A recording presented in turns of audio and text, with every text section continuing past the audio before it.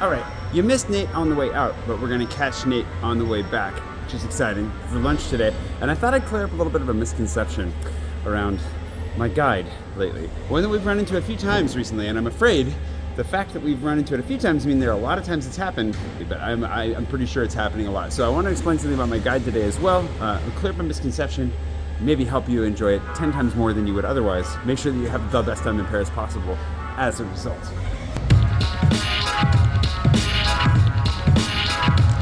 If we're lucky, we should get some sun. And if we play our cards right, we should get a little bit of an inside scoop from Jess today on the Olympics. But first, I need to mail that postcard. I got that puzzle postcard for my nephews. I need to send that and see if it arrives in one piece. Probably won't.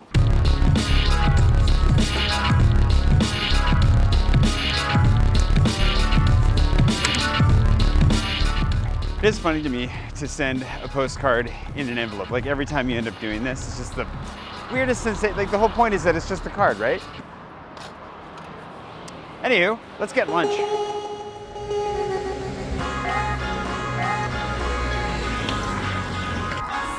Oh, that's nice. Perfect timing, right? You have offended your neighbor with your loud crunching. That's it, much. That was a real crunch.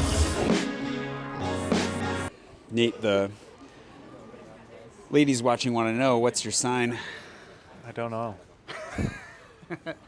You know, as a kid, I never knew what that meant. Like in movies or whatever, they'd be like, "What's your sign?" I was like, I always assumed that meant they were like, "What? How are you gonna let me know if you're interested?" And I was like, "Do you like? What do you like? Is this a hand signal kind of a situation?" No, I legitimately don't know. I should find out. I was gonna say I'd ask your birthday, but I don't know if you want that on the internet. So I'm a Cancer. I do know that. All I know is that I'm on the cusp.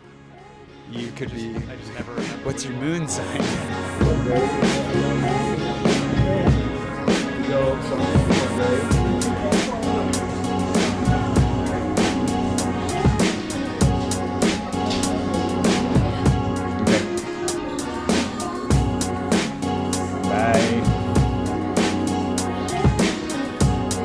Okay, weekly team meeting is done. I almost completely forgot that I was supposed to be telling you about the misconception about my guide. It's a very well-founded misconception. I don't blame anyone for this. I need to do a better job of communicating this. Let's start by tackling it head on, but maybe not in here. My guide started out in 2018 as a way of answering the persistent question of where should I go? What should I eat? Where should I stay in Paris? All the basic questions along with my recommendations for everything from where to drink to have coffee. You get the idea. And the easiest way to do it back then was to put it in a PDF, to compile everything into one big document. And it was a huge document. Like I spent a lot of time writing all kinds of different articles to answer all those questions and basically any question that I could think to ask for anybody coming to Paris for the first time or maybe even for their second or third time. But the tricky thing is that I had to update it every year because places would close, new places would open. I was always finding new places, adding them to my guide. I would add them to my Mapster to keep track of them, give access to my Mapster to my patrons, but even that became really difficult to keep up to date and to make sure that everybody had access who had paid for access. So I had to come up with something else, a new, better way of doing it. And I will explain it to you better here when the dog is done dragging me off to the side. And this actually brings us to the problem that we're facing today, which is the understanding that my guide is no longer a PDF. It's turned into a full online experience, at least the baseline of it. There's some really big plans that I have for the future. I mean, if you've been watching my vlog for a while, you might have some inkling as to where we might be going down the road, but that's not what we're here to talk about today. What we are talking about today is the fact that it's evolved. And now, when you buy my guide, you're buying access to the online version that changes and is updated in real time as I discover places that I used to recommend that have closed down and I need to remove, or new places that I've found that I think are great and you should try when you're in Paris. So a lot of the confusion has come from the fact that you can still download the 2023 version of my guide from the online experience, right? ParisinMyPocket.com/guide turns into everything. And we're working on making it more consumable, easier to navigate. There are improvements that we're always making, but it's at that point where you can get everything, all the advice in the articles that I've written, some new articles that we've added in there that have never been in the PDF guide before, and then of course all my recommendations. They used to be organized by arrondissement, and now we're trying to make it a little bit easier to navigate based on what it is you're more specifically looking for. We're also re-adding all the arrondissement tags so you can search specifically by arrondissement as well. But you know, that's where the real upgrades are coming, hopefully in the coming months, as to making it really, really easy to find the best, like whatever it is I would recommend you eat or drink for whatever it is you're looking for, closest to you right now. That's the big solution that we're a little ways away from getting to. But in the meantime, just so you know, if you buy my guide, use the version at parisinmypocket.com. Navigate around on the side, check out what's going on, and as a backup, you can still download the PDF, but it's gonna be out of date. A bunch of the places that are in there have gone out of business in the last year and a half. Just forewarning, it's a good offline backup. We're working on figuring out how to do a better offline backup of everything as well, but you know, bear with us. Tricky stuff to figure out still.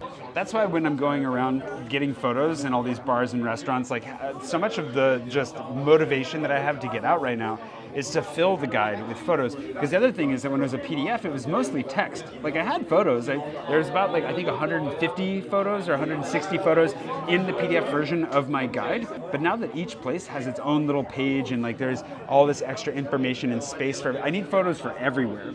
There's 350 places in my guide. I want to get something in the range of probably 5 to 10 photos for each place. All of a sudden I need 3,000 or 4,000 photos. You can see how it turns into its own event. And so getting out and trying to find all those photos is half the fun. It's honestly really great. It's a little exhausting, but it's a good problem to have. I'm not complaining. Anyways, we're waiting for Jess to get done with her haircut, and then she's gonna come give us some of those insider tips about the Olympics. I'm really curious to see what she has up her sleeve, and we'll let you vote on something that we go investigate shortly thereafter. Huh, Cooper? But for now, we might as well we can get caught up on some photos while we wait. They have free Wi-Fi here at Les Bertons. He just wants to be on the floor picking up snacks. It's the during. I didn't get the before, but here's the during. And now we'll see the after. What? Doing Oh, you look so good. But first, thanks to today's patron producer, Abdelamir Darwiche. Did I say it correctly? Darwiche. Abdelamir Darwiche. Again, forgive me if I've mispronounced that. Thank you so much for your patronage. I really appreciate it, Abdelamir, and to all my patrons for sending us out. For those of you that have been wondering what the inside scoop I've got on the upcoming Olympics, Jess is the inside scoop. Wait, you sold me as an inside scoop? Yeah. It's a little bit of an oversell because I think, given how little the rest of us know about what's to come, what are 3 interesting things that you think are good to know coming here for the Olympics, based on what you know? Because she's been in meetings with the mairie. Yes. Is that what it is? Yeah. So the mairie is meeting with tourism professionals, which is very handy. We're trying to figure out what's going to happen. Jess runs a bike tour company here in Paris called Fat Tire. Yeah. Oh, thanks. Yeah, I do. One of the things that was really interesting is they told us that in London during the Olympics, the hotel occupancy was actually down 12%. So even though hotels have their rates exorbitantly high right now, we're totally expecting those to go down. I don't know, I've heard some people say hotels are sold out, but they're not. I've looked at them, they're not. And they're trying to charge $600 a night, and people just aren't going to pay it. So I think they'll bring them down, or at least their algorithms will, I guess, at some point, because it didn't work for London. It didn't work. Also, they're saying cultural activities down about 15%, which kind of makes sense, right? People are here for the Olympics. They're not necessarily here to go to the Louvre. They'll go to the Louvre next time. But for us, it's definitely a little bit worrying because we want people to go on tour. But I do think that being a bike company, they're going to try and make this the biking Olympics. So you're not going to be able to get to places with cars. Obviously, the metro is going to be busy, expensive, and a little bit complicated because some stops won't be open due to the games upstairs. So we're hoping that people will want to still get around on bikes, and then if they're a bit confused about where to go with the new bike lanes, we will know so they can follow us, or they can rent a bike and cruise around on their own.